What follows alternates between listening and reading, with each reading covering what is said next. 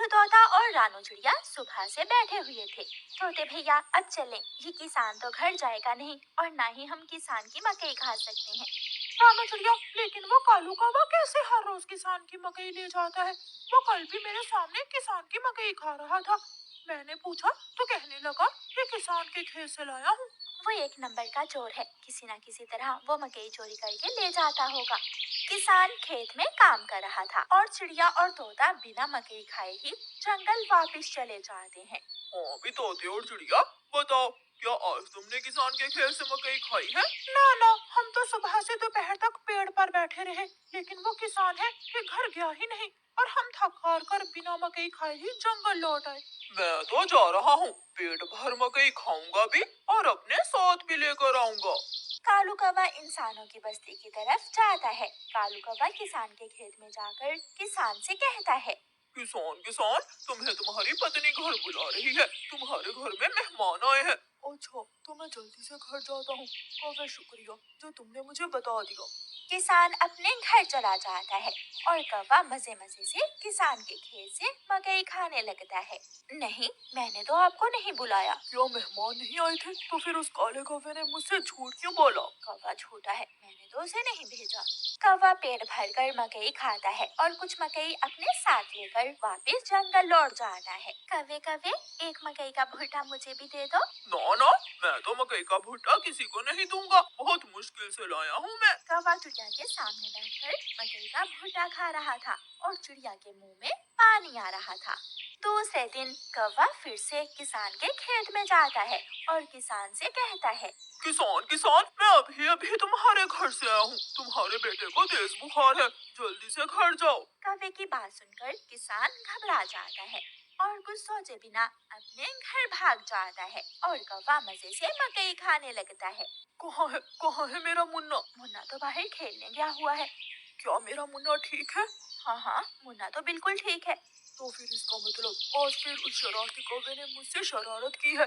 उसने मुझसे कहा कि मेरे मुन्ने को बुखार है, मैं जल्दी घर जाऊं। वो कौवा जरूर आपको घर भेजकर खेत से फसल खाता होगा। मैं कल देखूंगा वो कौवा कैसे मुझे उल्लू बनाकर मेरे खेत से मेरी फसल खाता है। कौवा जंगल जाकर बहुत खुश था। वो जो मकई अपने साथ लाया था वो तोते और कबूतर के सामने बैठकर खाता है। वाह वाह, मजा ही आ गया, ये मकई तो बहुत स्वादिष्ट है। यार कौवे, थोड़ी सी मकई मुझे भी दे दो। हाँ ठीक है, अगर तुम मेरे घर का काम कर दो तो मैं तुम्हें भी मकई दे सकता हूँ। मैं भी करूँगा, मैं भी कभी आपके घर का सारा काम करूँगा, मुझे भी मकई दे देना। ठीक है, तो फिर जल्दी से मेरे साथ आ जाओ। कौवा कबूतर और तोते को अपने घर ले जाता है। तोते, तुम जल्दी से मेरे घर की सफाई सुथराई कर दो और कबूतर तुम जल्दी से मेरे सारे बर्तन धो दो, फिर मैं तुम दोनों को मकई दूंगा। फिर कबूतर अपने काम में लग जाता है और तोता कौवे के घर की सफाई सुथराई करने लगता है। दोनों अपना अपना काम खत्म कर देते हैं। कौवे, मैंने काम कर दिया है, अब मुझे मकई दे दो। मैंने भी काम कर लिया है, मुझे भी मकई दो। कौन सी मकई? चलो भाग जाओ यहाँ से तुम दोनों, मैं तुम्हें कुछ नहीं देने वाला। तुम धोखेबाज हो, तुमने धोखे से हमसे अपना काम करवाया और अब हमें भूखे ही भेज रहे हो। कबूतर और तोता वहाँ से चले जाते हैं। कौवा हर रोज की तरह अगले दिन भी किसान को पागल बनाने के लिए किसान के खेत में चला जाता है। कौवा किसान के पास जाता है और किसान से कहता है, किसान किसान, मैं अभी अभी देख कर आया हूँ, तुम्हारी गाय जंगल की तरफ जा रही है, शायद उसकी रस्सी टूट गई होगी। मेरी गाय को तो शेर खा जाएगा। कौवे, मैं जल्दी से जाकर अपनी गाय को बचाता हूँ। किसान वहाँ से जाता है, लेकिन आज किसान थोड़ी दूर जाकर पेड़ के पीछे छुप जाता है। कौवा किसान के खेत में जाकर मकई खाने लगता है। तो ये कौवे का बच्चा इसलिए मुझे हर रोज किसी न किसी तरह खेत से खेल देता है। जब तक मेरे पास बड़ा दिमाग है, मुझे किसान की फसल खाने से कोई नहीं रोक सकता। किसान के पास बंदूक थी। किसान बंदूक चलाता है और गोली सीधी जाकर कौवे की टांग पर लगती है।